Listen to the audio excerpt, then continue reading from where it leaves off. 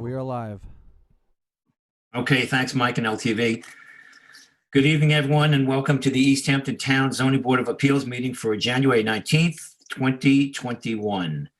This evening, we have a work session, so we'll get right down to business. We've got quite a bit to cover here. We'll start off with administrative applications, and the first we have, or the only one this evening we have, is Finney at 51 Cliff Road in Amagansett, Suffolk County Tax Map number 300-173-2-11, and to construct a new path and stairs down steep slopes with jurisdiction of dunes and beach vegetation. And planner Tyler Borsak is going to walk us through this. Good evening. Or Eleni, are you doing this, or is Tyler on? I'm handling it. Oh, good. Okay, thanks, Tyler. Good evening, Tyler. How are you doing? Well, thank you. Excellent. So this, as an application, it's been in front of the board several times. Back in 1987 was an original application. It has a bit of a history in that that 1987 application actually had to be extended all the way up until 2016. And then they had another application in 2016 for some things were denied. There's some back and forth on things. But regardless of that, back in the 1987 application, this stairway was more or less in this location, slightly different, but very similar. And the applicant had come forward asking how we wanted to handle, doing that stairwell, or not stairwell, but stairs down the face of this topography here. And we thought it was probably better to come in as a new application rather than extend a 1987 application even further after they've already gotten a CO on the property and things like that. Mm-hmm. So this is just a set of stairs. This is all the way up by Bluff Road. This is Bluff Road up here. Cliff Road's down here in the Beach Hampton area. So it's at grade, as you can see here, just like railroad tie style, with some little bit of regrading, nothing significant. But at grade, a little bit of regrading down this topography here, and then out to a driveway on Cliff Road. Fairly straightforward, simple, nothing too complex. Yep. And board members, a lot of you remember this application from way back, and I guess as Tyler says, they have the C of O, and it sounds like good sense, Tyler, that you made to suggest a new application. This is in my Amagansett district. I have no problem with this, and I believe the planning department's comfortable with this. Absolutely. Yeah. Any comments, board members? No, John, I remember this one too very clearly. And yeah. I do also remember that walkway being there, and it's just I think it's like, as Tyler says, it's a completion of that thing. So I'm in favor of approving it. Thank you, Roy. Any other comments, board members? No, I'm okay with it. Okay. Am I still on the meeting? Say again? Am I still on the meeting? I've lost something. Yeah, we hear you. You hear me? Can you see me? I can see you too. Yes. Yeah. Lost something on my screen. And well, the screen's, Yeah. Maybe the screen's taken up by. Okay, I found it. Good. Yeah, I was covering it with something else. Yeah. Okay, then therefore I will make a motion with regard to Finney at 51 Cliff Road in Amagansett. I make a motion that this application move forward administratively. Second. Oh, concur. I'll concur. Okay, thank you all. Terry, you concur, correct? Yes. Yeah. Yes. Okay, thank you, board members. We'll move on. Thank you. And thank you, Tyler. Next, we have post-hearing decisions. The first we have is Emmanuel Fresco. I will read this in, and this is in board member Vice Chair Delene's district. I'll read this in, then hand it off to Roy. This is Emmanuel Fresco at 19 Isle of Wight Road. The lot is 26,437 square feet at Lions Head Beach, map number 3451 in Springs, tax map number 300-37-2-6. And this project the description is to construct a 720 square foot swimming pool, pool fence, pool equipment, and an upgraded sanitary system on a parcel of land within 150 feet of wetlands, and to allow a bulkhead to remain, which was replaced in kind, and a walkway surrounding the bulkhead, to which was expanded by 50 square feet to remain on the property. The relief sought here is a natural resources special permit pursuant to 255 4-20 of the town code.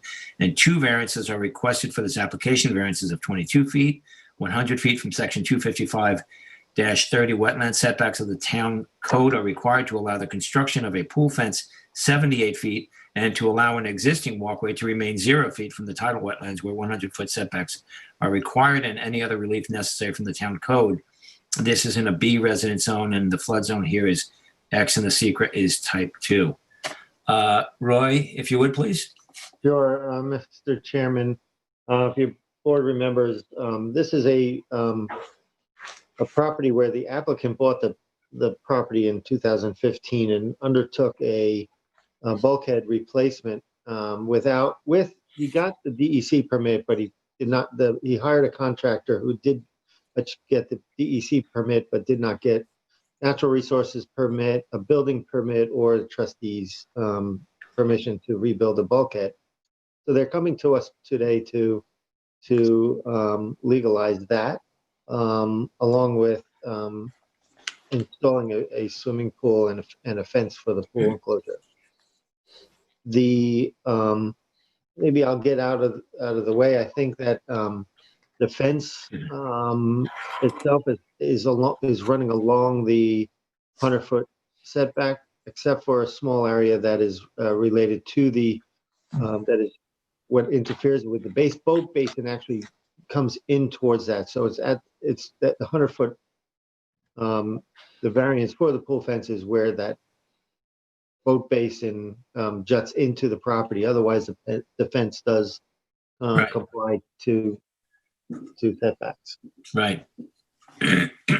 So then if we want to talk about the bulkhead for the most part was built in place in kind, except for the landward side of the deck was expanded from an historically CO'd width of the deck from 3 feet to 5 feet.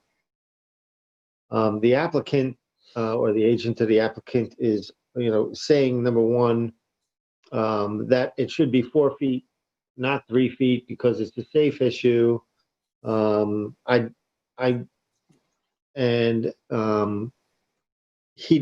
wasn't aware that the contractor that told him and replaced it told him it was okay.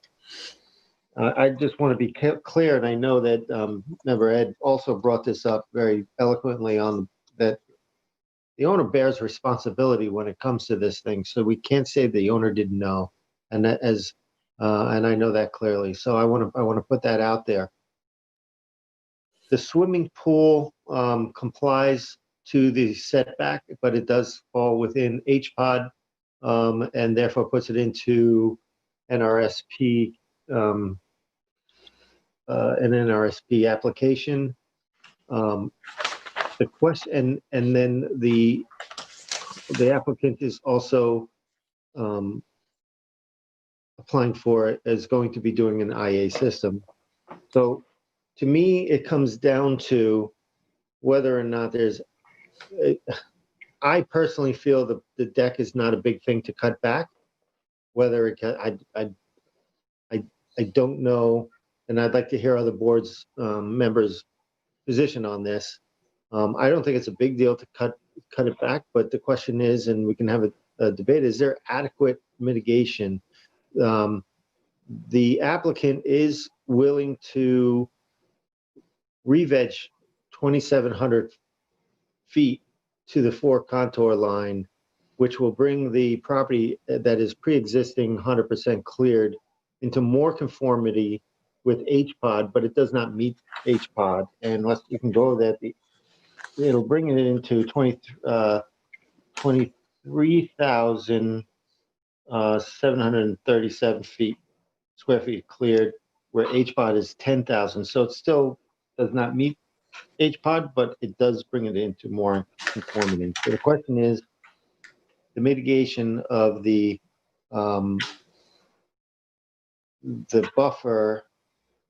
And then the pool, the septic system is being replaced with a cesspool system, which goes back to the 70s, which is a big upgrade, in my opinion, to this property. Both the septic and the buffer are substantial upgrades to this property.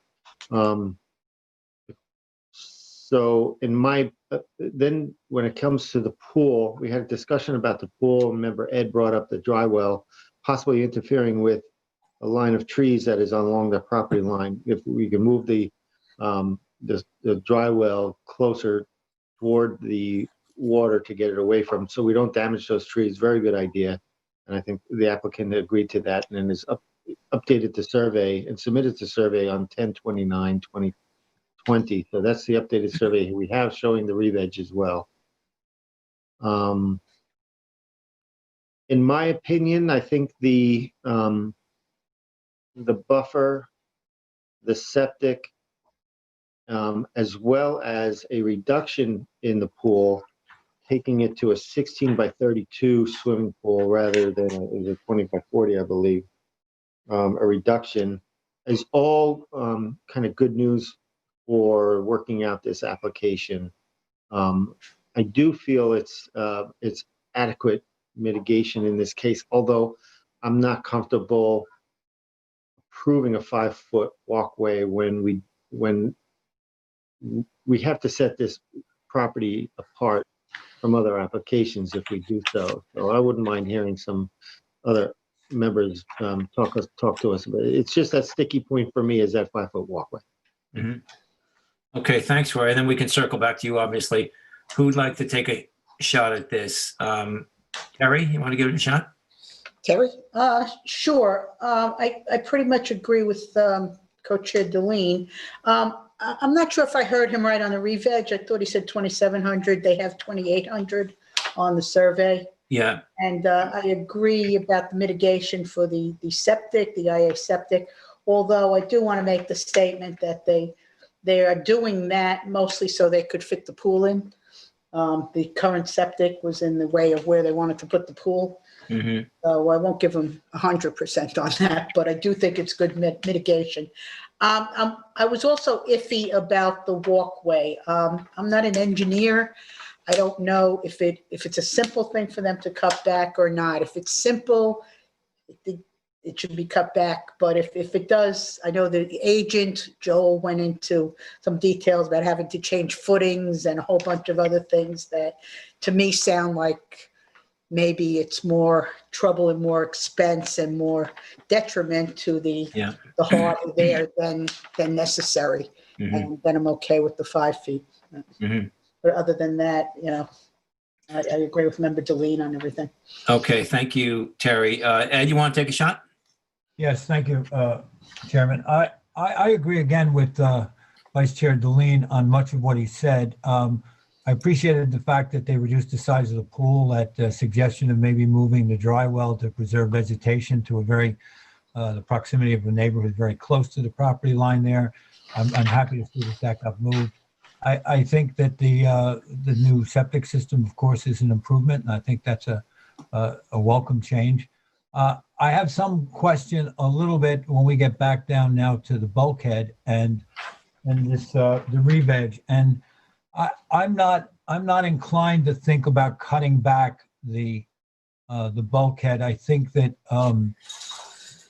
I think as Vice Chair Deline said, I think there's no real excuse to tell the board, come in front of the board and said, I'm not aware of the regulations or my man wasn't aware of it. That's really not a factor in our making a decision. But the fact that it exists and that the applicant is willing to make some modifications to their original plan in order to appease some of our concerns, I think is a positive. I wonder if in lieu of cutting back that we might ask for some additional re-veg to help in that buffer from the creek. And Ed, that reminds me too, because there were some non-indigenous plantings around that bulkhead that they did agree to remove. This survey doesn't depict that, I believe, right? So it's along the property line. There's some vegetation in there that was non-indigenous, and I think that should be replaced. We should make a note of that. Thank you. I think that's correct. That was mentioned at the original hearing, the hearing that we had. So I'm inclined to think that this is many positive things have been done on behalf of the applicant. I think that this is an an application that can be approved, and I'm not against it. I would, again, like to hear whether or not any of the other board members think that there's a real reason for us to go back and ask for some additional re-veg. They certainly have space for it, and I'm wondering if we all feel that that would be a good idea to help mitigate a little bit of what went on with the. Yeah. If I could just jump in, we could ask council. Thanks, Ed, and then we'll move along. But I will say, now that we have this in front of us, I believe this is kind of what we, and I'll defer to council, but this is what we have in front of us. I don't know if we could, as much as I would like to see more re-veg as well, but Nancy Lynn, could you comment on that as far as that situation? I mean, there really isn't a procedure or a way to go back and ask for more. Yeah. I think what was on the table was, they said 27 and you asked, could there be more? And I believe they came back in the survey with 28. So I think that's their response to that. I do recall that there was some question about whether they would do a CNR to reduce it back to the 3 feet when it was reconstructed in the future. But beyond that, I don't think there was any other mitigation that was on the table. The primary discussion on the revegetation had to do with the 4 contour line. Yeah. And for some reason, it seems like it stops at the bulkhead. I'm not sure, there isn't enough information on the survey to depict where that 4 contour line continues. My guess is it was going to continue in front of that bulkhead. They certainly should be allowed a little 4-foot wide pathway to get to that step. But yeah, I think that's what we discussed, Roy, and they were saying they wanted to have that, to be able to, access that walkway so it wouldn't get trampled down. I don't know. I don't know if we can condition, again, per Nancy Lynn's comments, as much as I'd like to see the 4-foot contour at least go all the way across. I agree. I think we might have to just make our ruling on what we have in front of us, at this point. You agree, Nancy Lynn? I don't know how we Well, I mean, technically, technically what the board can, because there was discussed, you're not kind of blindsiding them with wanting more revegetation. You can condition the approval on there being a greater amount of revegetation than what they offered, because it was brought up. That is possible. You can't go back and ask them for more, but you can say they offered this. We're going to condition the approval on it being even a greater amount of revegetation, and have to tie that into why that's appropriate for what is being approved.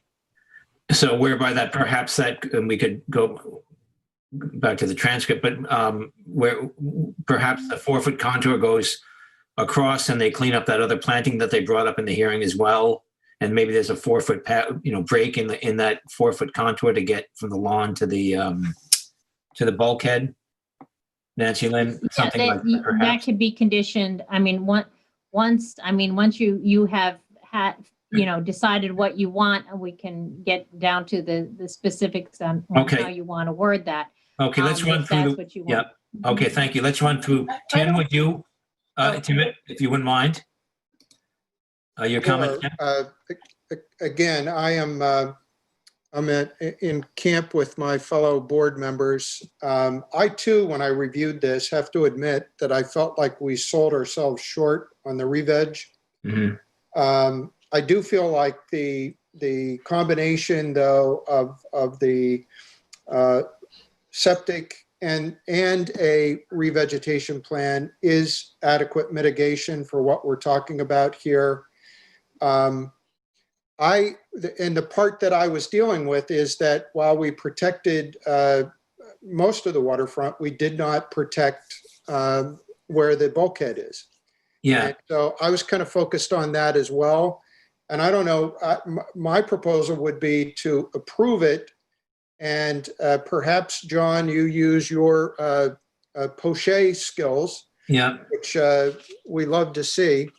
And you just sketch the, basically a, whatever that would be, a 3-4 foot perimeter around the top of it and around to the side. And then I think I would be comfortable with approving this application. All right, so we would probably, right, we would go, perhaps it's where that 4-foot contour is, you see where it stops. Right. Perhaps the line simply goes to the top of the page, to the top of the property, right, straight parallel to the bulkhead there. It looks like that might be about 4 feet almost, right? And with a 4-foot break in it or, in access. And then I agree, and they already offered, to clean up some of that other planting. So I agree that we certainly, and I think it was an oversight if it wasn't really clarified at the hearing, that we do wrap it around to the top and the right side where it says something pin 0.75, basically the other side of that, of the bulkheading. So which way is north? Is north here kind of? Chairman, if you will, I pulled up the photo, the existing photo. So on the other side of that step there, the arborvitae is listed on both sides of this boat basin. And it continues where the step ends and wraps completely around the rest of that boat basin, and they agreed to remove that. And okay, so they already did that, but that's almost basically. I think we're consistent with what we talked about at the hearing. Okay, right. Because that was discussed. Okay, great. So maybe we can leave it where they work with the planning department to replace all of that planting, correct, with native species as a condition of. I'm fine with that myself. Board members, you all good with that? Yes. And Nancy Lynn could draft that into the determination nicely. Sure. I think that's it's all on the record too, I believe. Now that you mentioned that, Roy, I recall that even better. Council, any comments on that? Yeah, there was, they also, there was a floating dock that was going to be removed. Yeah. You wanted That should be in. that as well. Yep. And what did you want to do something with regards to a CNR to reduce that, the 5-foot walkway? So the walkway back down to 3 feet, if and when it's reconstructed in the future? My comments, since I'm still the last comment here, I'll just say this. First of all, I agree with all of your other comments, board members as well. So I won't go ahead and repeat what you said, but with regard to that, I don't know, I'll defer to the other board members, but it seems to me if this thing is going to be like this for 20, 25 years and the landscaping is all going to be grown in around it, cutting it back the other foot, I don't know how much of a difference it might, again, disturb things better, whereas they might be able to just leave the floor joist or the deck joist and just come back and redeck it without disrupting any of that landscaping that's adjacent to it. So that would be my take on that. I would agree. I think we're also seems to me we're making a determination that the mitigation was adequate. Yes. Yeah. Okay. Any other comments, board members? Are we good on this? Okay, and so the floating dock is off and that is conditioned in there that be removed. Mhm. We're talking about revegetation, that buffer is going to be greater than 28. And that would be we're going to say a contour line that's going to follow on along there. I would say, pardon me, Nancy Lynn, I would phrase it where that 4-foot contour line stops, that we continue that line parallel to the bulkhead, to all the way over to the property line. I think that's exactly right. You could describe it, you know what I mean? That's and right. then all of that existing arborvitae and all the planting in that area would be replaced by native species per the planning, consulting with the planning department. And a CNR to maintain that buffer then. Yeah. Oh, yes. Thank you. Yeah.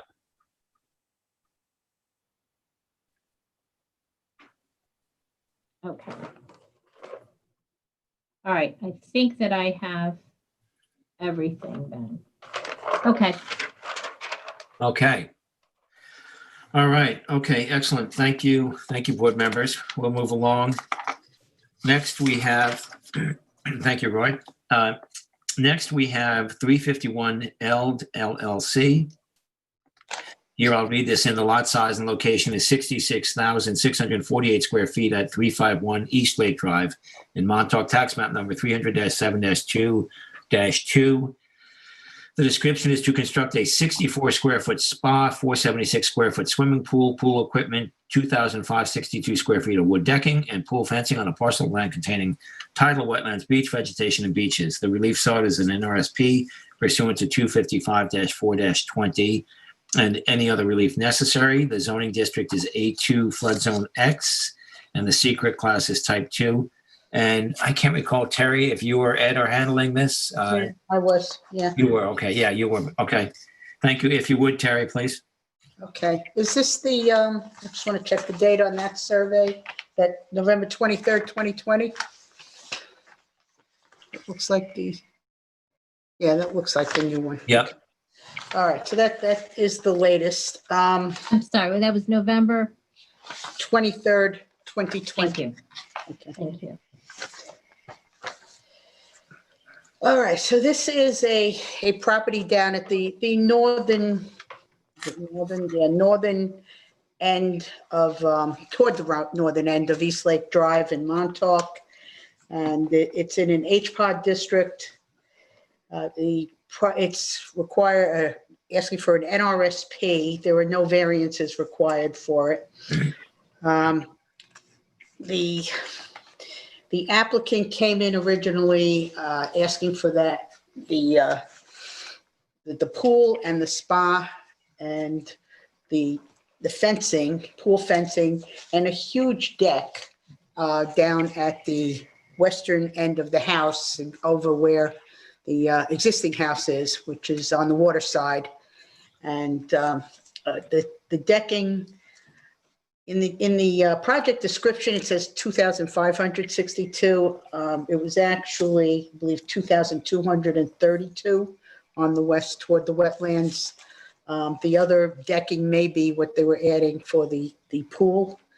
The pool is going to be elevated and originally went right down to the line there of the right to the 100, I guess it's the 100-foot line, the yellow, not the yellow, the pink hyphenated line. And in the TAM, it was recommended for a scenic easement and perhaps a better position of the pool and question of the decking. So they updated, this survey reflects the updates that they then sent in.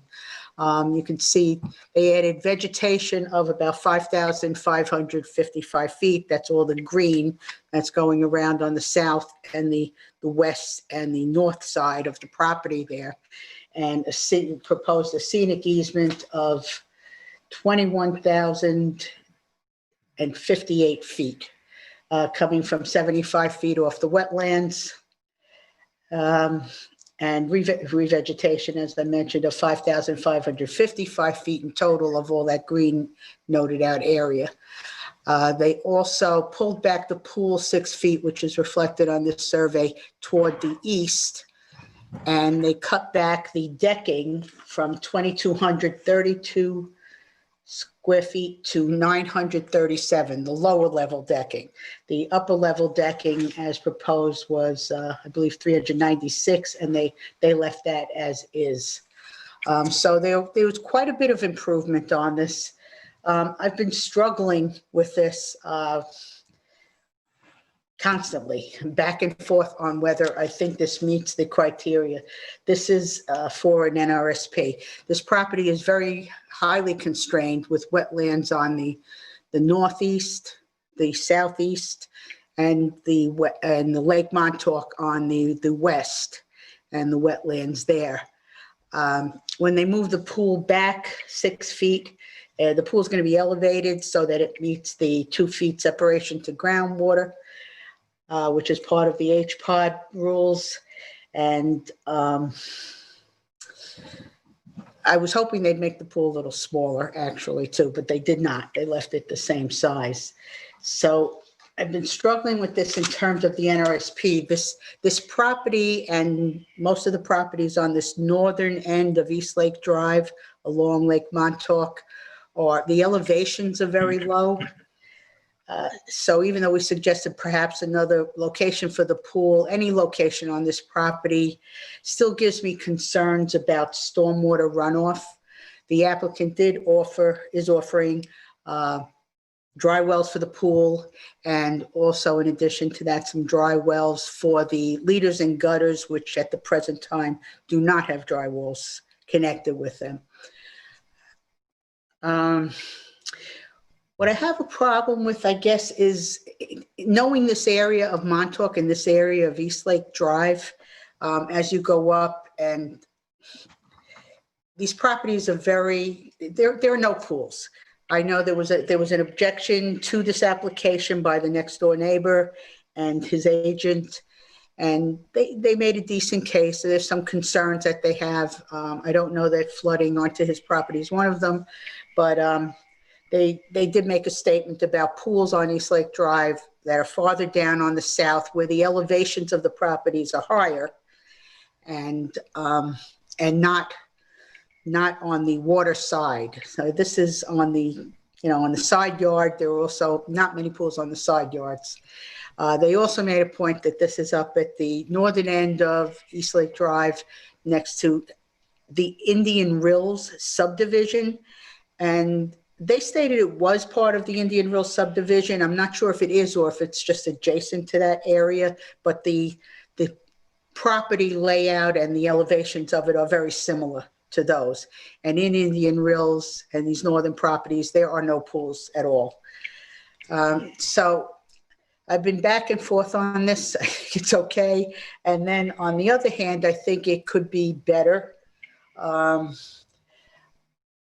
Going back to like the general purpose of zoning in the town code, orderly growth, to guide and regulate the orderly growth, development, and redevelopment of the town in accordance with the comprehensive plan and the long-range objectives and goals therein as beneficial to the interests of the people. I'm not sure that this project is in keeping with that, nor for item B of 255-111, the protection of neighborhoods to protect the established character and character of the neighborhoods, especially residential, for social and economic well-being and the value of private and public property.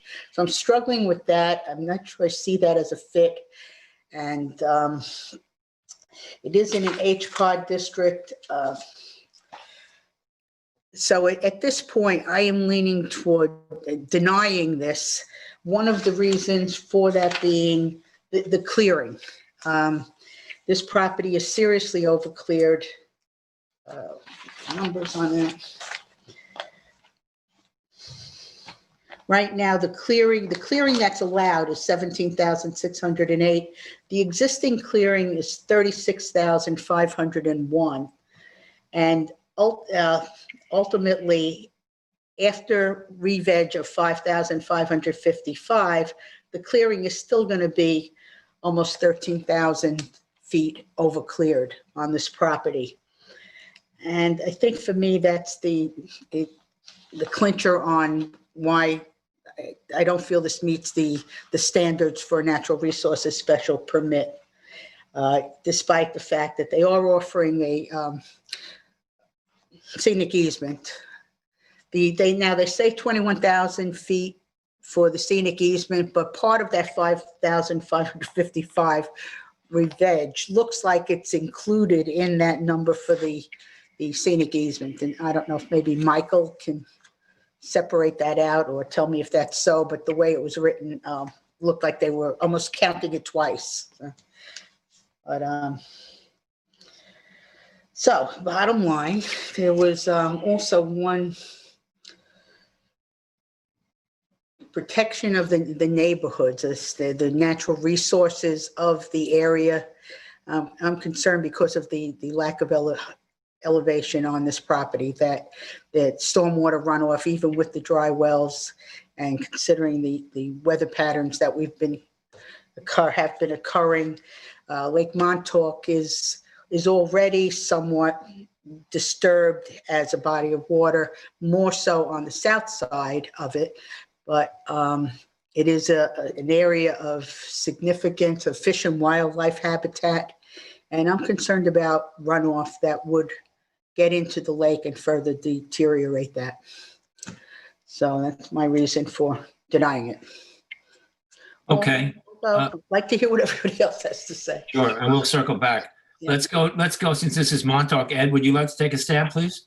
Yes, thank you, Mr. Chairman. I agree with much of what fellow board member Berger had to say. I struggled with this one as well. I see that there was a reasonable effort made by the applicant to try to appease some of what they thought, our concerns were from the hearing, and also from in general where we think where this fits. I think it's important to note the elevation on the property. There's very little rise in elevation here from mean tide, mean high water to the area of the pool. It only comes up about 4 feet. This is an area that is very, very vulnerable to flooding. I think it's a real problem here. And when you're on a lot like this and you see the juxtaposition to the lake, what board member Berger mentioned is really applicable here. And that is that as you work your way south on East Lake Drive, many of the houses are another 6 or 7 feet in elevation above the lake, higher than this one. Down in here, and as you head north, all the houses are very vulnerable, anything that's already been built and all the land that's there. So that's a real concern. I think there was an effort to reduce the size of the deck, which I commend that. I think that the deck seemed much, much too large when it was first proposed, and they did reduce that. And I think that there's been an effort to raise the pool to a point where right now it would sit, again, about 8 feet. I think it's 8 foot 10 inches above mean high tide. That all comes to merit for approval. However, I'm also concerned about the character of not only just the neighborhood, but what it says for the other houses that exist north of here with this side yard location. I think on the water side of any of these other houses and any of the houses in the area will always be problematic. By approving this on the side yard, it opens the doors to some other concerns. Now, that shouldn't be paramount in making a decision, but I do think that the environmental concerns that mirror what was said by Member Berger that I have, and that is with the amount of flooding that might be affected coming back into the lake and the vulnerability of the pool, I'm inclined to deny this one as well. I'll join with Member Berger in that. Okay, thank you. Thank you, Ed. Roy? Roy, you're on mute. You're on mute. Sorry, Roy. Yep, no problem. I was on the fence here as well. So the battle for me is there adequate mitigation on this property? And I fully agree with my other board members in the fact that this is a very sensitive a body of water that needs protection. We'll make note that the pool does exist in flood zone X flood zone. But it's just outside of that, and I understand that the concerns with flooding on there. I think there is a better location for the pool on this property. In situations like this, I know this board has denied pools on the water side of the house for that very reason, for protecting the body of water, and I think that's our primary concern here. Is that in jeopardy, and is there an improvement? And that's what our NSP standards call for. Can there be an improvement on the location of this property? And I do think there is. And so I'm inclined to agree with Ed and Teresa as well. Okay, thanks, Roy. Tim? I'm also respectful of my fellow board members. I ended up looking at it just the other way, I think. It's, the pool is being built in a conforming location, so there's no variance as respect to the location. We're really dealing with NRSP, so the protection of natural resources. And so when I tick off the improvements and mitigation that's being offered here, which includes a scenic easement that would equal 1/3 of the total property mass of the property, 5,500 square feet of vegetation, the remover of a cement walkway that's in place today, and contrast that with the location of the pool. Again, I completely understand the push-pull on this. I felt like that was adequate mitigation to protect the natural resources in this area, that that offset the pool. In the end, the deck is modestly bigger than what it was today. Based on the way they've cut it back, it's really not, to me, the issue. The issue is the pool. But when I put it all together, to me, it outweighs the pool location, and I would look to approve this application. Okay, thank you, Tim. I'll make a few comments and then maybe we can circle back, since it's always good to get to hear all of us, and then before we make our decisions. I appreciate Terry and Ed and Roy's opinion, but I am in the same camp with board member Brenneman on this, and I'll tell you why. For one thing, well, without listing again just what Tim did with regard to the mitigation there, the only because of the other wetlands, as you all know, to the east, the north and the east, the only spot that you would fit this pool in would be directly in front of their parking lot between the house and the street. Again, there is a window there. It's certainly not a very appealing window if you are going through the efforts to get a swimming pool in. So they are the benefit. I see the mitigation being, if this were denied, this lot would remain the way it is. You would not have the stormwater run off the dry wells. We could not compel them to even install those. You would not have the scenic easement. You would not have the 5,000 plus whatever it is, the revegetation. And as well, looking at the aerial maps, on the aerial maps here, if next door, well, a couple of things. Next door is actually, the neighbor was not really the true neighbor. There's a town road that neighbor is using as a driveway cleared through the town property there. That's another issue, but this property is actually buffered by the town property. And if you go 2 properties away, it looks like there's a swimming pool that is emptied at the time of the Google map. And then if you skip over the next property, then there are 1, 2 pools. You skip a property, there's another pool.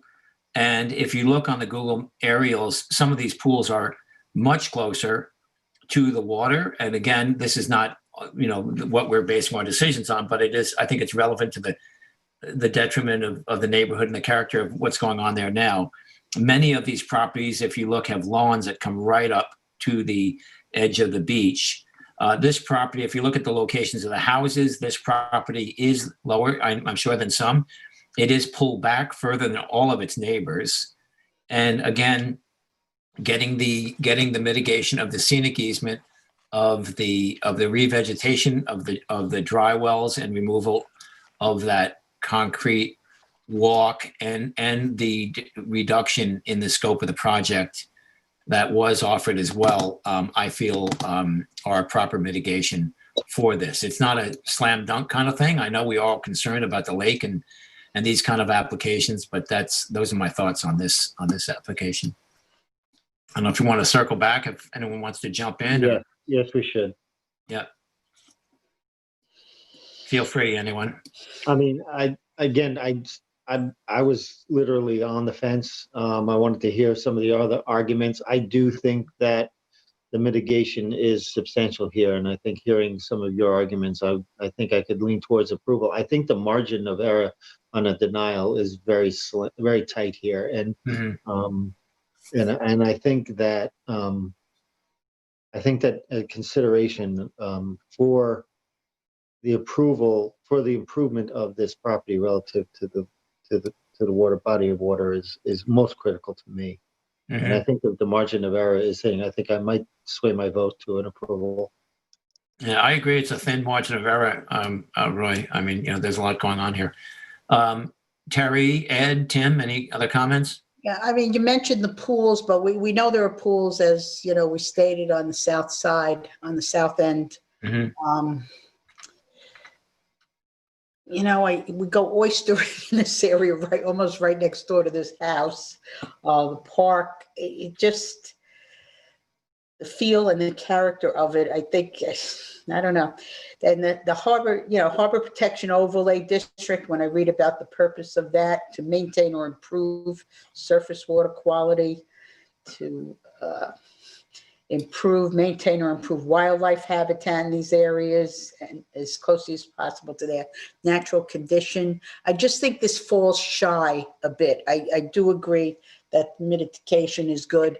I wish we had almost asked for more revegetation at the hearing, but again, we can't just do that now. So I think I'm still on the side of denying it at this point. Okay. Yeah, again, to your point, Terry, I would say I agree with that. And that's why I feel that if it were denied, we would not get these scenic easements and these 5,000 square feet and these dry wells. So that would be my kind of counterpoint to that. Ed or Tim, any other comments? Ed? Yeah, I'd like to comment again. I appreciate the point of view of my fellow board members on this one. What really stands out to me is the elevation of the piece itself. Some of the other examples you've given are properties where the topography varies from this one. When you walk this property and you see the very, very slight elevation change, you see how vulnerable it is to the storm surge. And I'm going to stay with the denial, although I will agree that this was a tough one to go back and forth. I think that the applicant made a reasonable effort coming back by reducing the deck and adding re-veg. And while I agree with the chairman's point of view, I think that that re-veg wouldn't happen if we don't approve the application. I think that the overall for me is that there's still too much danger in what we do in improving this pool in this location. So I'm going to stay with it tonight. Okay, excellent. Okay, great. now I have a comment since it's 3-2 in favor. On this survey, on the western, the wetland to the northeast. Yeah. On the left side of the house. I don't know if you could zoom in on this. Actually, on this survey, there was a slight difference in the pool fence line as drawn on the survey. On the previous survey, it just missed the 100-foot mark from the wetlands. On this one, it's different and it goes just inside the 100-foot line. So that portion of the pool coat fence would have to be moved out a foot or two so that it avoids the need for a variance. Great. That's where Eleni was just, or is that Eleni doing that? I don't know, whoever's there. Who's there? Yeah. Where the cursor is, correct? Right there. Yeah. That goes over the 100-foot line. That's right there. So that's got to move out of that 100-foot line. And if you look at the previous survey, it was outside of it. So somehow that got changed. Okay. Thank you all. Council, is that enough for you? Hang on, let me just. You know what I'd still like to know is how much of the 500 is the 5,555 in above the 21,000 and change? Is what part I of that included in it? What I have from the agent is the proposed revegetation and the proposed scenic easement, as well as along the sides of the property, total the 5,555.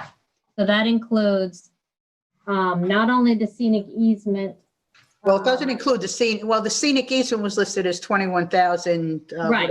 So the 5,555 is the scenic easement as well as on the sides. Now, it may not be a greater amount because part of that scenic easement may already have been vegetated. So it's not going to count towards offsetting clearing because it wasn't cleared. So that's why it may seem, Okay, I just want to point out, part of the scenic easement, as we're seeing now, proposed revegetation.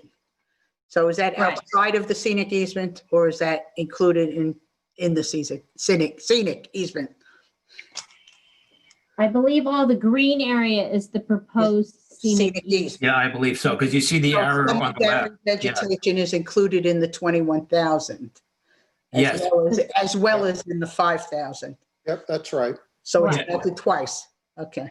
Well, it's Right, also, so there's the- all the re-veg up on the east side. No, I understand that, but a portion of it, is counted. Yeah, so, yeah, portion of the revegetation is in the scenic easement and Yes. portion of it are Well, outside. I think we should differentiate, split that out in the decision, in the Yeah. determination. Well, if I can. It is the survey, it's on the survey, and this is a survey, so. It's on the survey and I have what is there. I personally cannot create new numbers to put Right. into the determination Right, because I'm not a surveyor. So if it's not, I mean, it's on the survey, what the proposed clearing is and what's allowed, what's existing.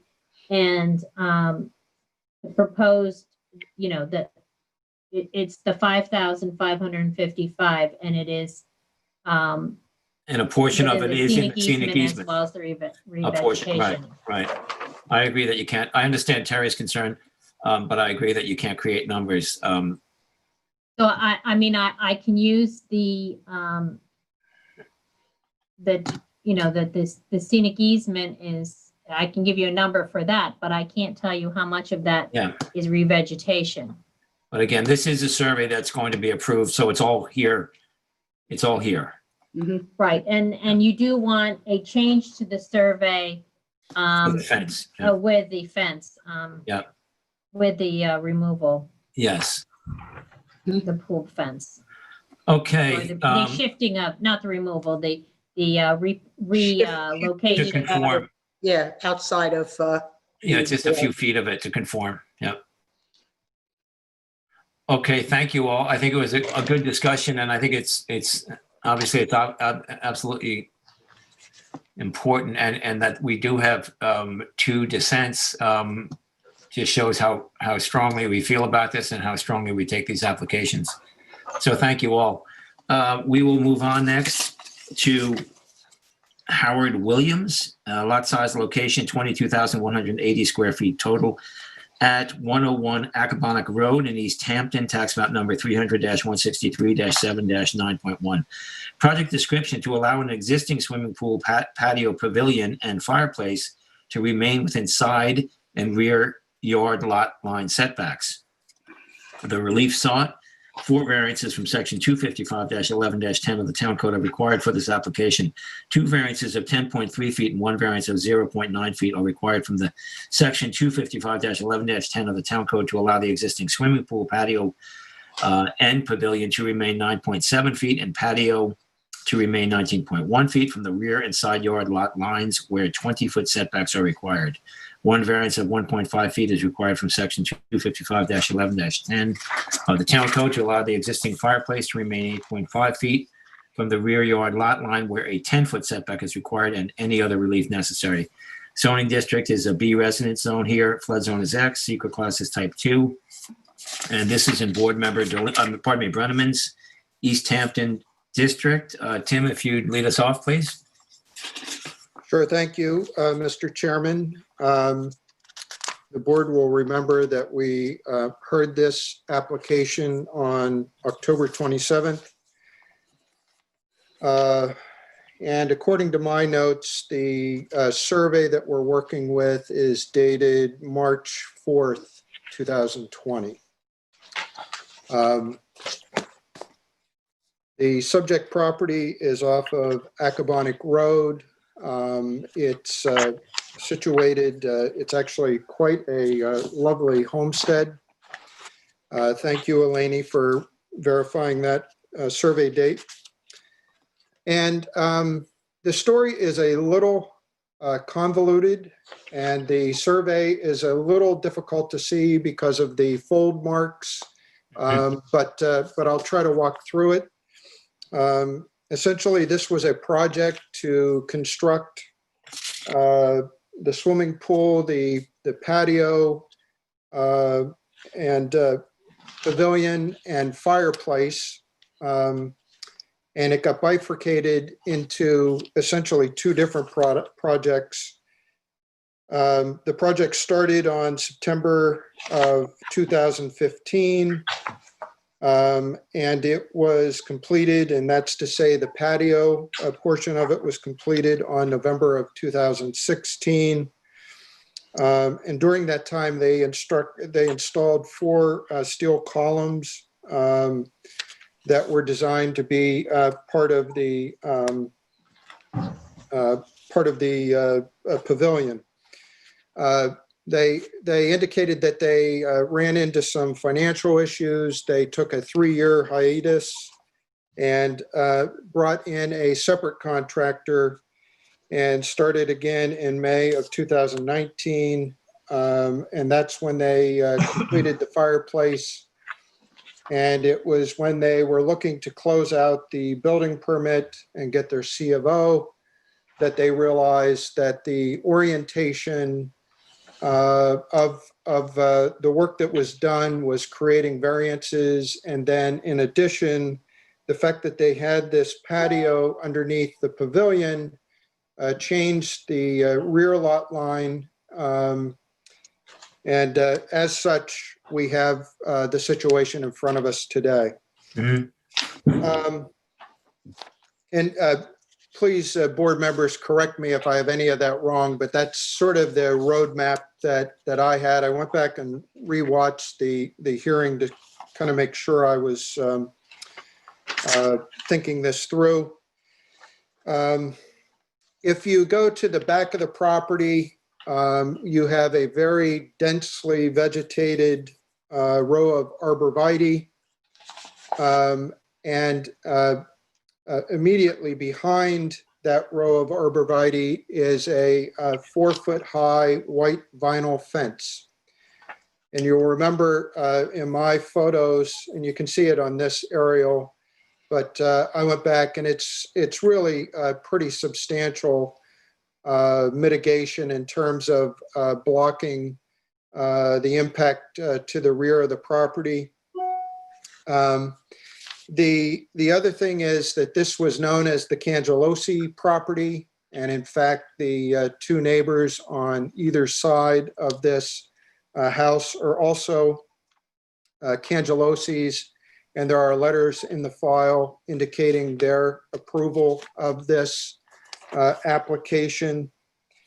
The applicant did agree to CNR the arborvitae plantings and the maintenance of the fence to mitigate the variance request. And in the end, when I look at this, yes, it's a substantial variance. However, I think given what we have, the permanency of that structure, the CNR that is going to require the maintenance of the vegetation and the fence is offset for the variance request. And so as a result, I would be looking to approve this application. Okay, thank you, Tim. Can I interrupt just a moment? course. Just because, Tim, you did get, just because you mentioned the neighbors, you did see the one a response we did get from a neighbor who had opposition, correct? I don't think that I did, Nancy Lynn. Okay, that's what, that was the email that came, Would that neighbor be to the bottom of the screen, Nancy Lynn? Because I believe the it was at 101 Agabonic Road.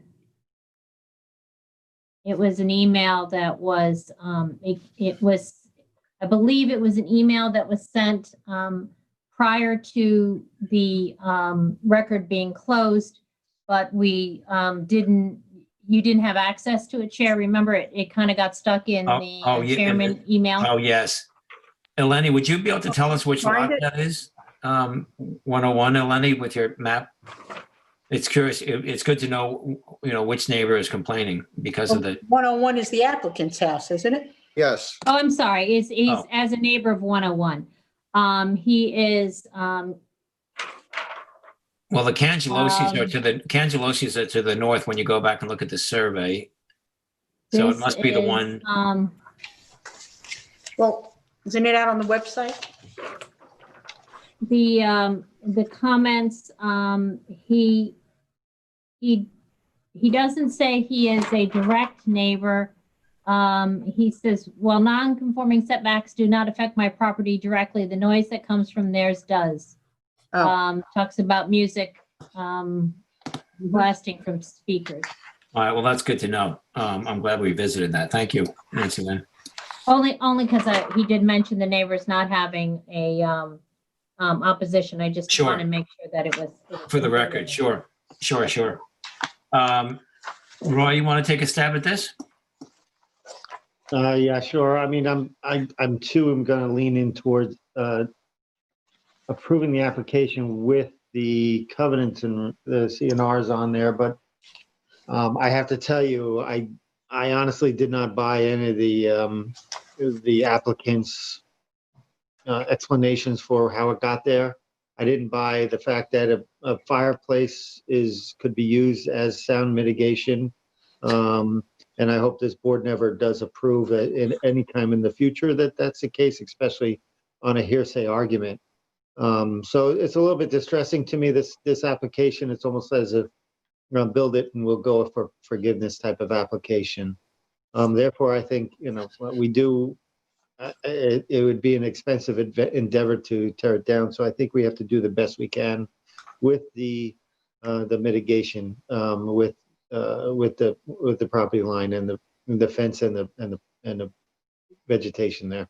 Yep. Thank you, Roy. Ed, you want to take a shot? Yeah, I very much have to agree with Vice Chair Deline. I have some concerns about the method in which we were approached on this, that there was a break in construction and therefore something happened that was disconnected with the original intent. And I have great sympathy for the position they were in. I will say, however, that I had asked during the hearing when these columns were erected, and today Board Member Brenneman pointed out that they were erected early on, which means they were committed to some sort of a plan back 3 years ago. So coming forward and saying at this point they didn't realize what they were doing might bring about this end need for some relief from the board. I'm not buying that either. And I think it's important that we don't wind up having a mechanism in place that applicants can use and saying, well, I never knew the rule, I didn't know the law. We made that comment tonight about an earlier applicant. I think that is a problem. However, I'll also agree with the board members in saying that the mitigation that's offered, the photo they sent that is impressive enough in terms of the vegetation that's been described by Board Member Brenneman, the fact that at the hearing, I know that the chairman made comment about that the fence that was there and the quality of the fence that was there, and that it's going to be PNR and that they will have to maintain it, does mitigate well enough for approval here. But I do approve it with certain reservations about just how these processes move forward. Thank you, Ed. Terry? okay, I ditto all those thoughts. I too am going to approve it. But for those same reasons, it seems like it would be more difficult to redo it and retrofit it back. So I will approve it, but again, under duress. Yeah, okay, thanks. I'll just add one or two comments. I agree with you all, and thank you for summarizing also well, Tim and Roy and Ed. And I will say the only thing is there was some confusion. The survey is obviously very confusing. Obviously, there's that unfortunately those things, fortunately surveys are getting better than the quality of this with the folding and you can't read much of anything in there. But the other thing just to mention is that the Cangelosis who live, I believe, have the land on the back side and and you see the neighbors there in the field and the access roads, I believe, they really don't have the neighbors really to the north, and they have that construction, it looks like commercial kind of space in the background there. So to me, that kind of plays in as far as the neighborhood and the disturbance of this. And I'll just say finally that, again, with the fence and the vegetation and the quality of it all, I have faith that they are planning on being good stewards of all of this, and it'll be a condition of their approval as well. So thank you all. Nancy Lynn, we good on that? Yep, I've got that. Yep. Okay, great. Okay, now we'll move on to 3 Beach Plum LLC. I'll go ahead and read this in. The 3 Beach Plum LLC is the applicant. The lot size and location, 41,641 square feet total at 3 Beach Plum Court, map of Beach Plum Park, number 8834, lot 2M, Gansett tax map number 300-110-2-19.2. Description: the modification of a 2019 zoning board determination to permit a reduction in wetland setbacks and the addition of a side yard and rear yard setback variance to an approved residence swimming pool and decking on a parcel line containing dune land, beach vegetation, and located within the town's jurisdiction of freshwater wetlands.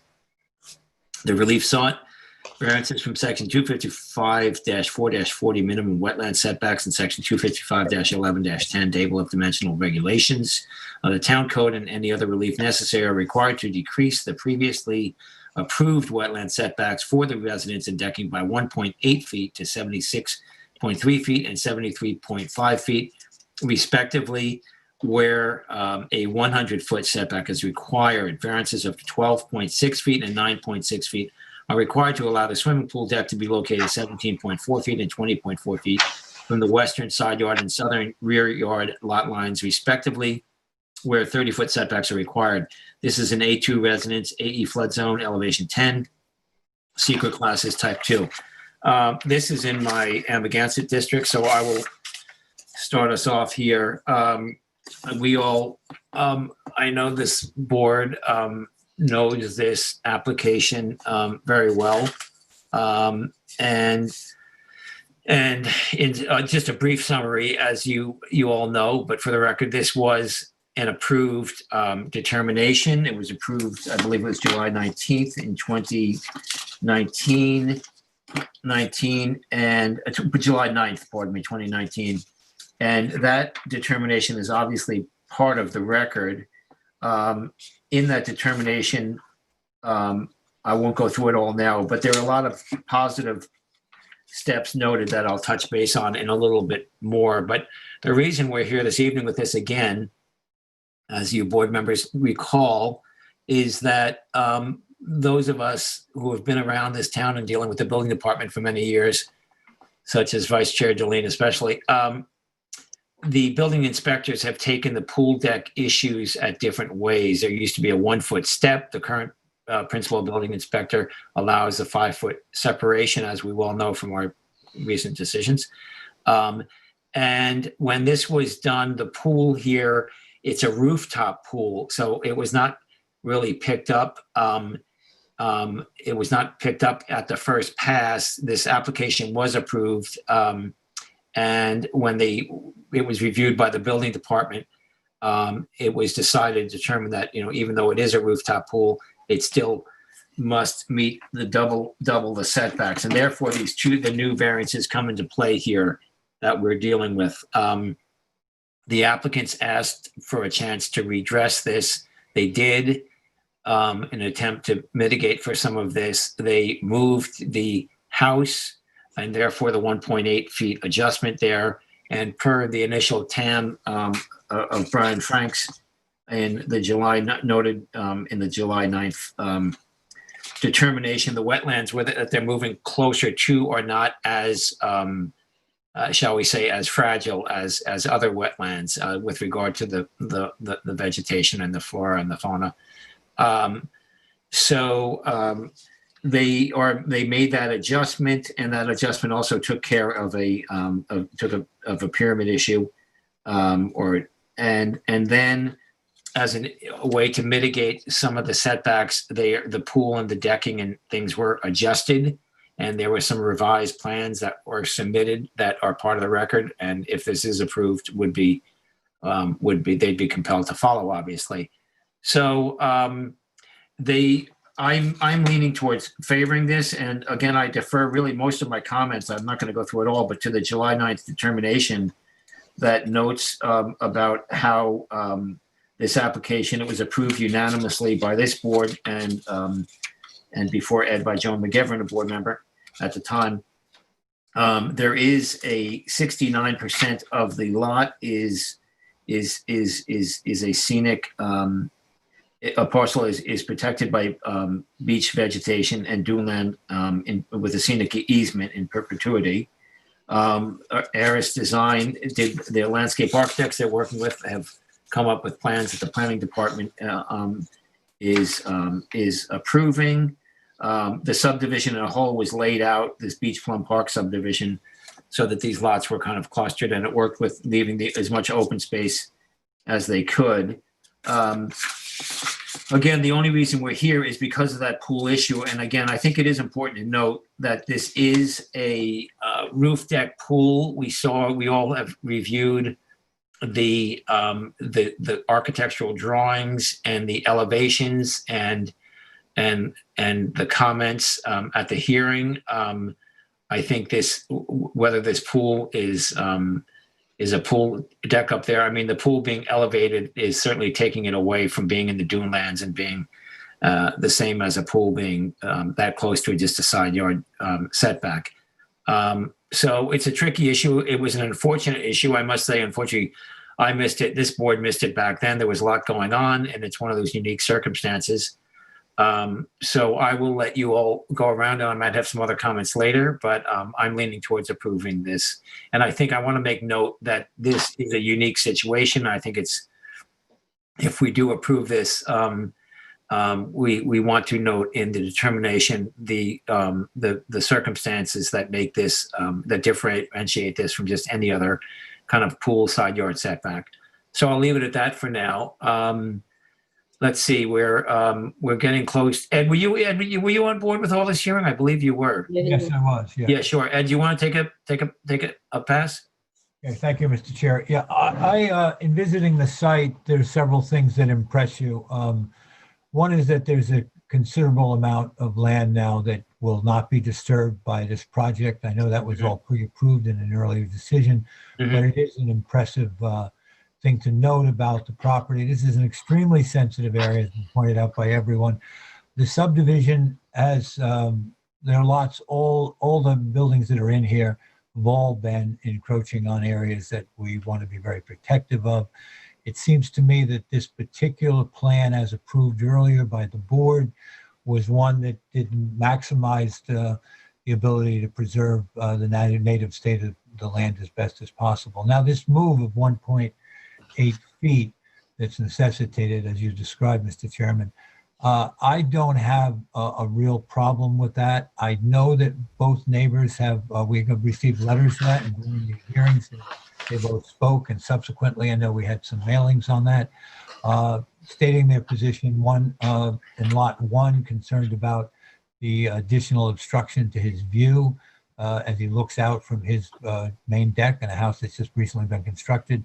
And in lot 5, there was a juxtaposition of that pool to that house. Now in this subdivision, I think it's kind of interesting to note that in a couple of cases, houses have been moved. Lot 5, the house was moved as far east as it could go.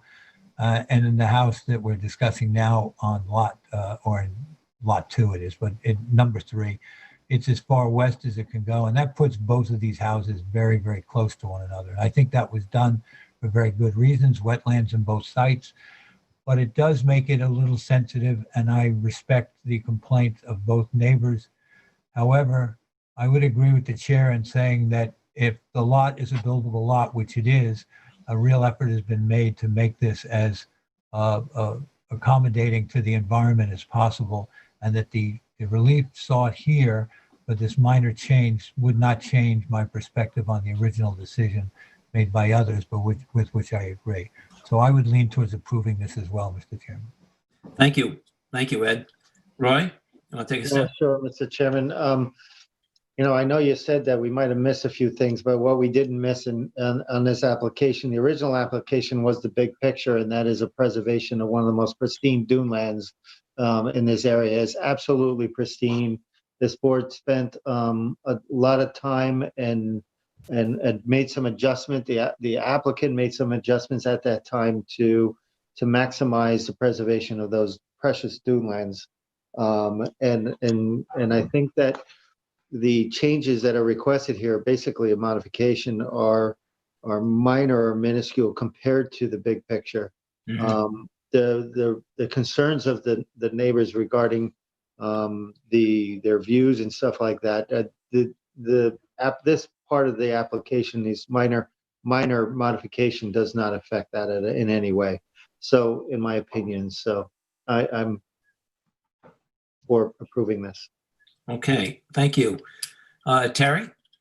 Okay, well, the choice here, they came in front of us for 1.8 move of the house to the east Mhm, in order to avoid a 3-foot pyramid variance on the Mhm. west. mhm. Comparing those two things, I'm definitely in favor of giving them the 1.8 movement of the house to the east. The Butwin owner of one Beach Plum Court, they were on the call. They were in opposition to that.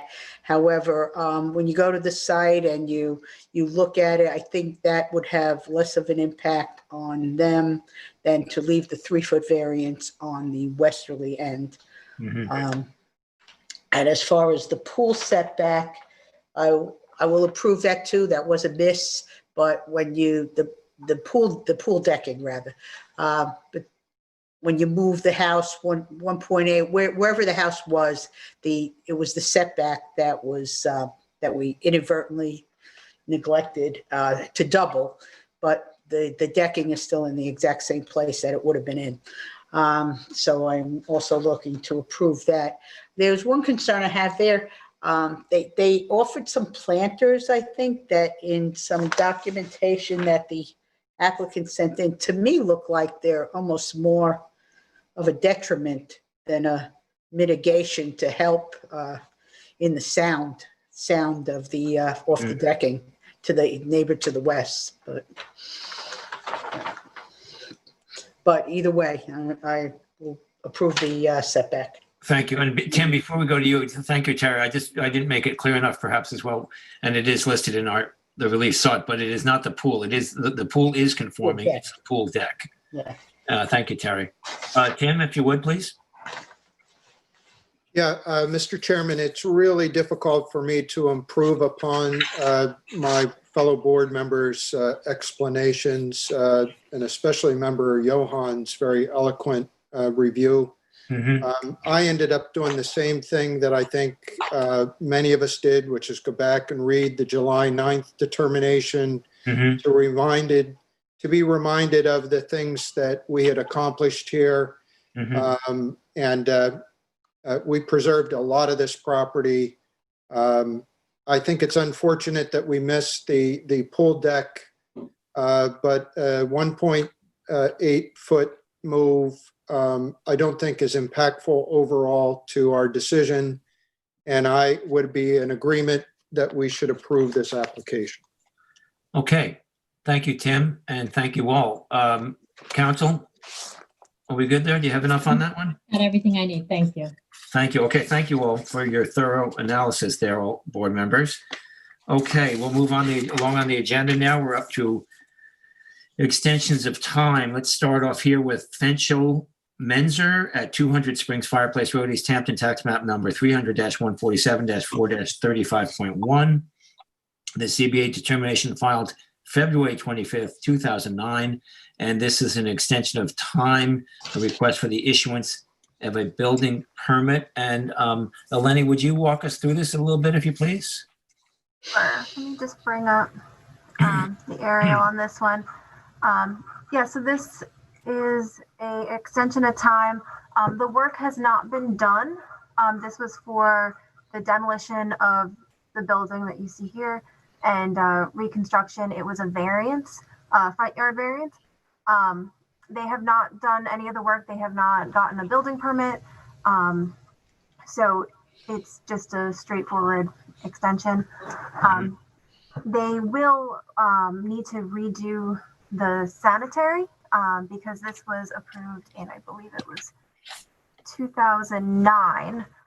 So it is a conventional sanitary system. If it's a complete new building, they'll have to redo the sanitary. Although it's not in NRSP jurisdiction, they will need to modify the survey, the approved survey when that comes in, because it does show the conventional sanitary. So it will come back before the board for that down the road when they are ready to do the work. Right. Okay. Thank you, Eleni. This is I guess, Tim, this is in your district, Tim? It is, yes. And I spoke with Eleni a little bit earlier. And Eleni, I'm sorry, I know it's a sign company. What was the name of the sign company? I believe it was Ocean. Yeah, Ocean Graphics. Graphics. Yeah. Yeah. So that's what the building that we're looking at for the other members. And I think given the fact that we have, the fact that if this is done, then we're looking at redesigned septic. I can't come up with any valid reason to deny the extension. I would look to approve it. Okay. Thank you, Tim. I agree with you, Tim. Any other comments, board members, if you please? I agree. I agree. Yeah, I would agree as well. Okay, thank you. Let's see, Tim, would you, I guess we need a motion for that, Tim, if you would, please. Okay, so in the matter of Fentrell Mesner. No, you don't. No, You don't They have need to be it written because up. we're going to do a written Oh, determination. yes, of course. And then we'll do it when after it's drafted. Thank you, Nancy Lynn. I Okay. would just like the record to note that I was led astray by our chairman. Yeah, it's not the first time and it won't be the last, Tim. Okay, next we have Vaness at 15 Cross Highway in Amagansett, tax map number 300-127-2-35. And this is a ZBA determination filed October 24th, 2001. And it's an extension of time request for the issuance of a building permit. And let's see, Eleni has it's a vacant piece of property. And I'm trying to see, I don't recall. Eleni, do you know? I know this was Michael's. I don't think Michael's with us. Yeah, I can. Could you walk us through it a little bit, the history? Yeah. So this was a determination from 2001. They're looking to extend it. No work has been done on it. As you can see, this is the 2020 aerial. It has not been. It's not been done. It will come back in front of the board again for a modification because they will need to put an IA system in. So this will again come in front of the board again. So it's basically no work has been done on it and they're looking to extend it. Mm-hmm. Mm-hmm. which side is Cross Highway? Is it the right side? Yeah, the right, it wraps around it, Terry. And the top, the right and the top, yeah. Yeah. Okay. Okay, this is in my Amagansett district. I don't have a problem with this extension. Any other comments, board members? Any problems or discussion? No. No? No. Okay. Okay, so we'll make a motion after that gets drafted by Kyle. Next, we'll move on to J Partners Kugelberg at 9 Hoppin Avenue, Montauk, tax map number 300-31-2-14. ZBA determination filed October 11th, 2005. And this, Eleni can walk us through. This has to do with the deck and the stairs, I believe, Eleni, here. Yeah, so this is a little, it's not as straightforward, I guess. This was a permit for the deck and stairs. They've done the deck and they want to leave it open for the stairs. Let me pull up the photo. of this so that you can see this is the deck that was done, and the stairs were approved with it, and they would like to leave the permit open so that they could do the stairs. What's the original date on this one? 2005, October 11th, 2005. Okay.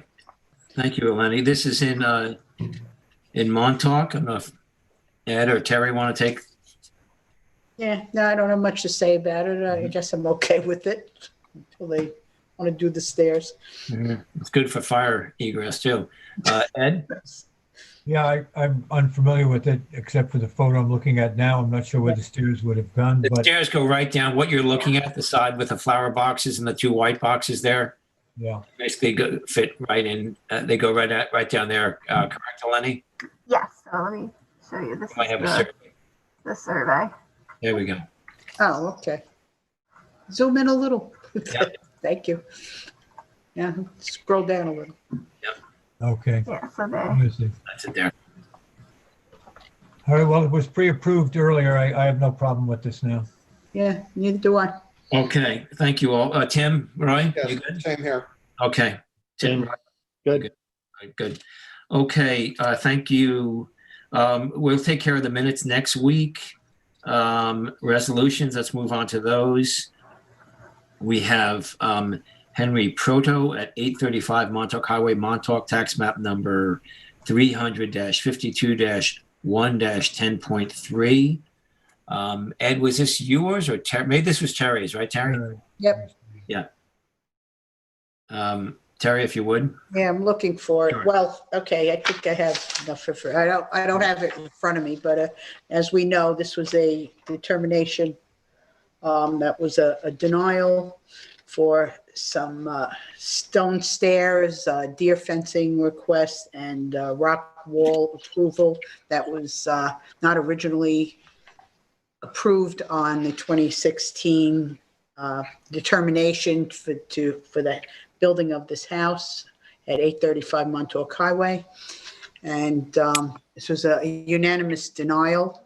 I make a motion to approve the determination as written for Henry Proto, 835 Montauk Highway, Montauk, Suffolk County Tax Map 300-52-01-10.3. I second. Concur. And I concur. Thank you, Terry. Okay, next we have Mansley at 305 Shore Road. Shore Road in Amagansett, tax map number 300-84-3-11. Fortunately, I have to pull this up. I apologize. I didn't have this pulled up. Just give me It's the resolution rescinding the prior determination. Oh, yes. Yes, Nancy Lynn, while I pull this up, would you walk us through just so we recall this issue, please? Certainly. In June of 2019, the board adopted a resolution finding that an extension of time request should not be granted and that the original determination of approval be deemed void and of no effect. After reviewing the history of this and the fact that there was a building permit issued and some confusion and miscommunication to the applicant, this board at the last meeting discussed that it seemed appropriate to review, give the applicant an opportunity to make that request once again for an extension of time, and decided to rescind the determination of June 18th, 2019, and put the applicant back in the position of needing an extension of time, but being able to seek that now from this board. Thank you, Nancy Lynn. I now have it pulled up, and I certainly appreciate you going through that one instead of me, because this one's a tongue twister, as we all know. But I think it was all very recent. And the determination is dated today, January 19th. I would like to make a motion with regard to Gregory Mansley at tax map number 300-84-3-11 at 305 Shore Road in Amagansett, to adopt the resolution rescinding determination. Second. I concur. I concur. Okay, thank you all. Thank you, Nancy Lynn. Next, we move on to Nigel Curtis at 393 Cranberry Hole Road in Amagansett, tax map number 300-1-8.1. I do have that in front of me, but since this is all secret, Nancy Lynn, why don't you give us a little primer for the record and those listening on what we're doing here? Would you mind?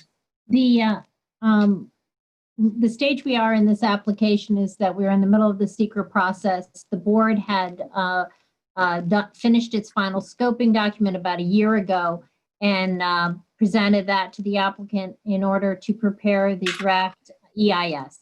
The applicant asked for an extension, a little more time to do that, and then did submit it late 2020. The board has reviewed that and is under an obligation to provide a feedback as to whether or not it's complete, or if incomplete, to give detailed information as to how to make it complete. There was great discussion about that.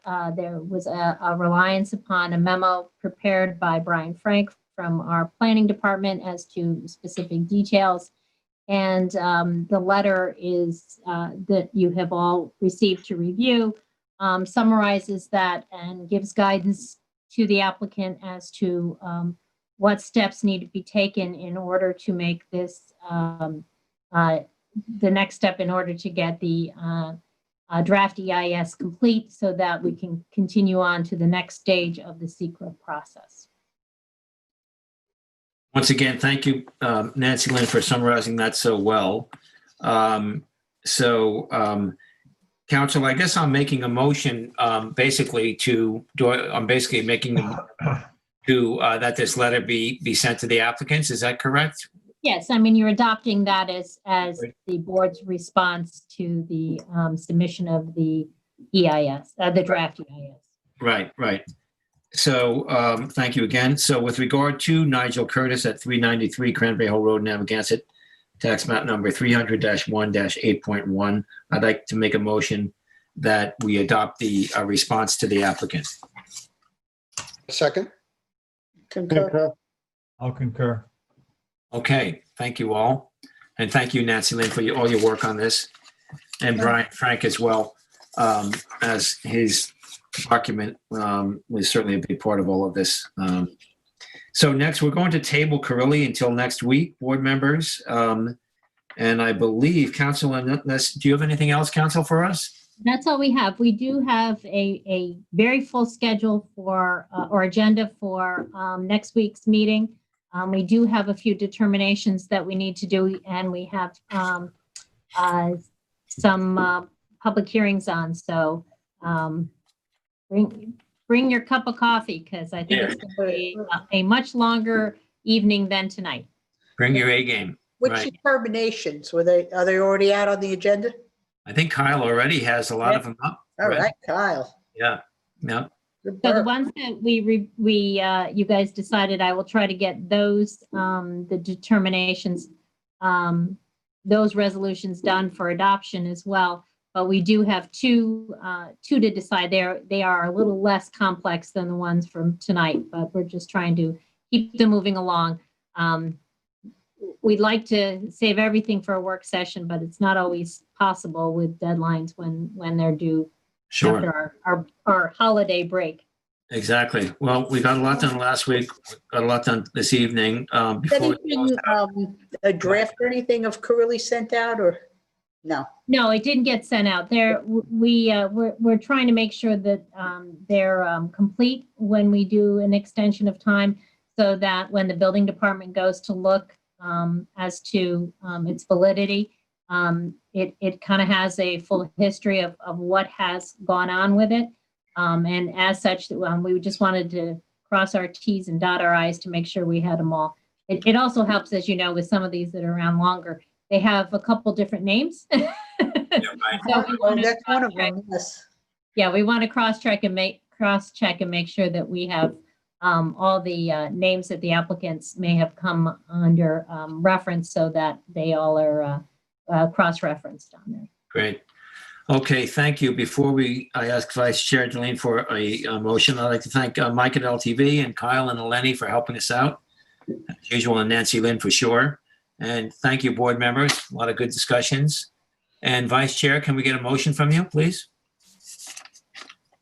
Sure thing, Mr. Chair. I therefore make a motion to close the work session of the Town of East Hampton Zoning Board of Appeals for Tuesday, January 19th at 8:05 p.m. Second. I concur. I concur. And I concur. Thanks, Roy. Thank you all. Thank you, everybody. Have a good evening. Good night.